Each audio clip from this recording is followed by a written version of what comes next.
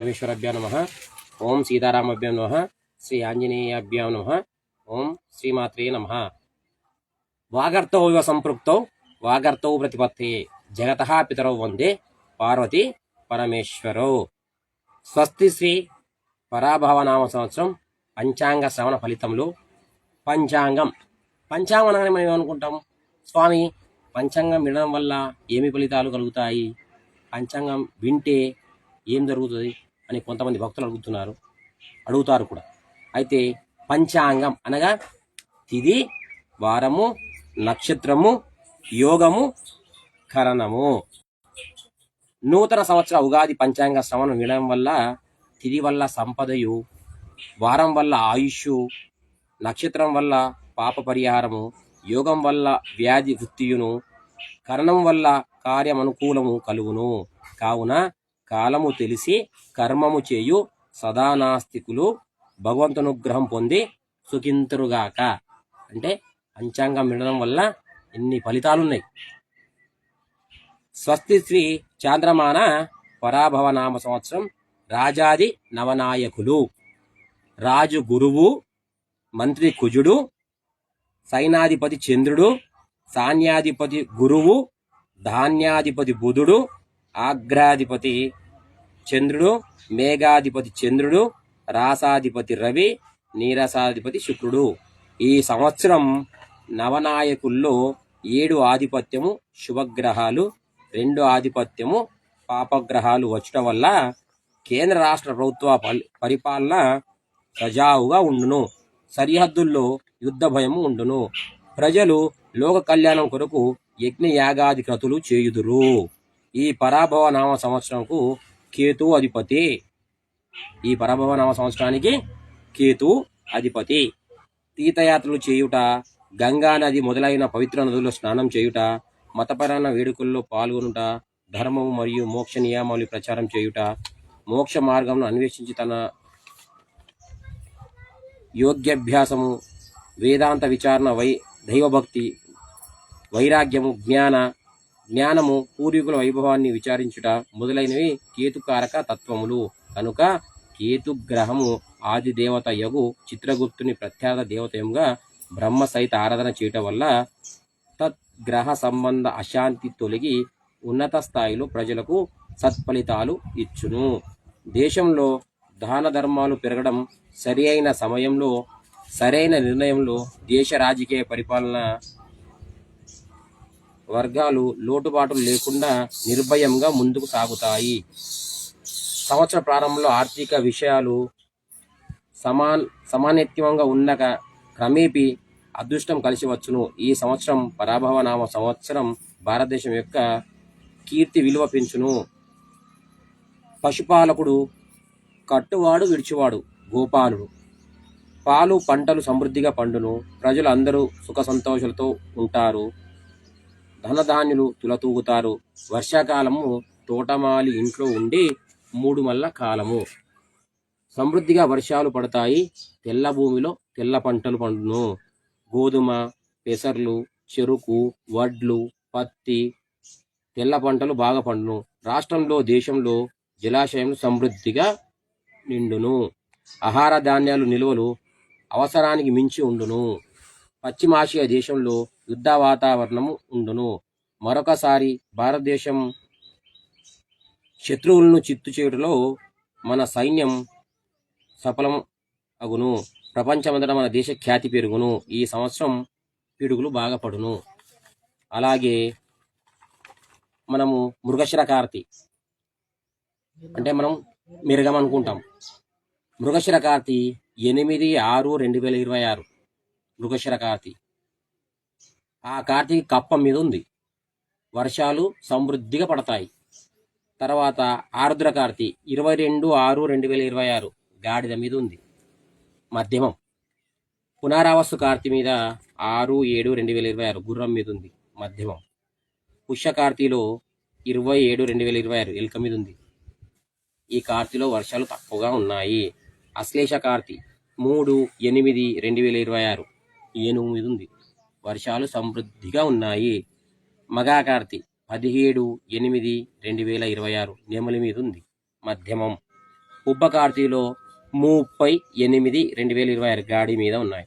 మధ్యమం ఉత్తర కార్తీలో 13/9/2026 కప్ప సమృద్ధిగా ఉన్నాయి. హస్త కార్తీలో 27/9/2006 ఎలక మీద వర్షాలు తక్కువగా ఉన్నాయి. చిత్త కార్తీలో 10/10/2026 గుర్రం మీద మధ్యమంగా ఉన్నాయి. స్వాతి కార్తీలో 24/10/2026 కప్ప మీద ఉంది. సమృద్ధిగా వర్షాలు ఉన్నాయి. బాగా పంటలు కూడా రైతులకు మంచిగా పంటలు ఈ సంవత్సరం బాగానే పండుతాయి. అలాగే రాసులు 12 రాసులు. మేషరాశి వారికి గురువు 3వ స్థానము, శని 12వ స్థానంలో ఉంది కాబట్టి వీళ్ళకి ఈ సంవత్సరం మధ్య బలం లేదనుకోవచ్చు దీన్ని. అలాగే వృషభ ఈ రాశి వారికి గురువు 2వ స్థానము, శని 11వ స్థానము. వృషభ రాశి వారికి ఈ సంవత్సరం బాగుందండి, బలం ఉంది అని చెప్పుకోవాలి. మిథున రాశి వారికి గురువు 1వ స్థానము, శని 10వ స్థానము. ఈ రాశి వాళ్ళకు కూడా ఈ సంవత్సరం బలం ఉందండి, బాగుంది. ఏ కార్యక్రమాలైనా శుభకార్యాలైనా చేసుకోవచ్చు. కర్కాటక రాశి గురువు 12వ స్థానము, శని 9వ స్థానము. ఈ రాశి వారికి ఈ సంవత్సరం బాగుందండి. అలాగే సింహరాశి గురువు 11వ స్థానము, శని 8వ స్థానం అండి. ఈ రాశి వారికి కూడా ఈ సంవత్సరం బాగుంది. శని కొద్దిగా ఉన్నా ఈ రాశి వారికి పర్లేదండి, ఈ సంవత్సరం అంతా బాగానే కలుగుతుంది. అలాగే కన్య రాశి వారికి గురువు 10వ స్థానము, శని 7వ స్థానం అండి. ఈ రాశి వారికి ఈ సంవత్సరం అంతా బాగానే ఉందండి, అంటే బలం ఉందని చెప్పుకోవచ్చు అండి ఈ రాశి వారికి. తులారాశి వారికి గురువు 9వ స్థానము, శని 6వ స్థానము. ఈ రాశి వారికి కూడా ఈ సంవత్సరం అంతా శుభంగానే ఉంది. అలాగే వృశ్చిక రాశి గురువు 8వ స్థానము, శని 5వ స్థానము. ఈ రాశి వారికి ఈ సంవత్సరం అంతా బాగానే ఉందండి. ధనుస్సు రాశి వారికి ఈ రాశి వారు గురువు 7వ స్థానము, శని 4వ స్థానము. ఈ రాశి వారికి ఎన్ని సంవత్సరాల నుంచి బలం లేదండి. ఈ సంవత్సరం ధనుస్సు రాశి వారికి అంతా బాగుందండి. ఏ కార్యక్రమాలు చేసినా, ఏ పని మొదలు పెట్టినా, ఏది చేసినా అంతా బాగానే ఉందండి ఈ సంవత్సరం.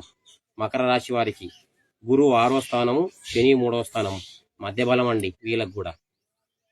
కుంభరాశి గురువు 3వ స్థానము, శని 2వ స్థానము. వీళ్ళకు బలం లేదండి ఈ సంవత్సరం కుంభరాశి వాళ్ళకి. అలాగే మీనరాశి వారికి గురువు 2వ స్థానము, శని 1వ స్థానము. ఈ రాశి వాళ్ళకు కూడా బలం లేదండి. 12 రాశుల వాళ్ళలో 4 రాశి వాళ్ళకే బలం తక్కువ ఉందండి. మిగతా రాశి వాళ్ళందరికీ ఈ సంవత్సరం అంతా బాగానే ఉందండి. అలాగే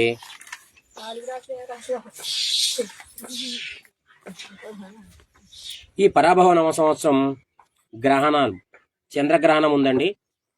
స్వస్తి శ్రీ పరాభవ నామ సంవత్సరం శ్రావణ శుద్ధ పూర్ణిమ శుక్రవారం, శతభిష నక్షత్రం, తేదీ 28/8/2026 ఉదయం 8:04 ప్రారంభమై 9:42 గ్రహణం విడుదల అగును.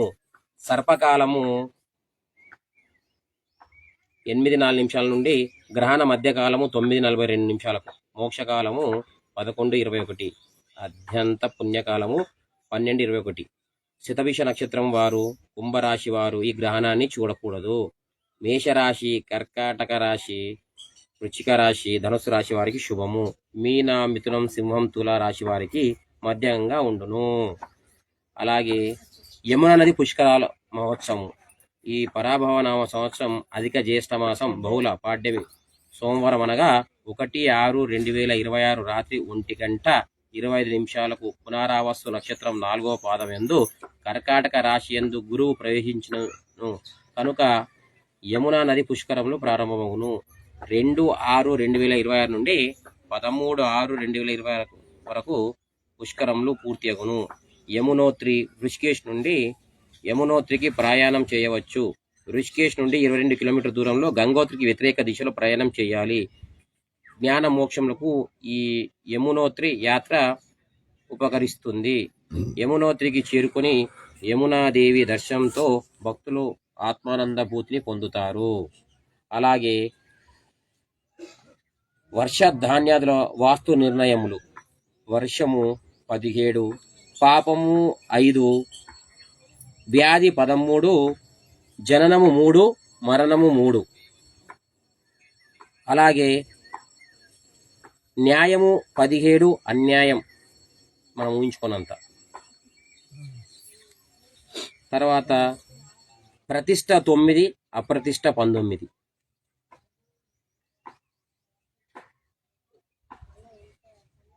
వ్యాధి 13, ఉపశమనము 15,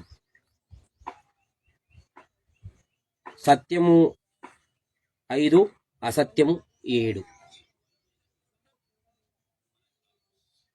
వర్ష ప్రమాణ నిర్ణయములు.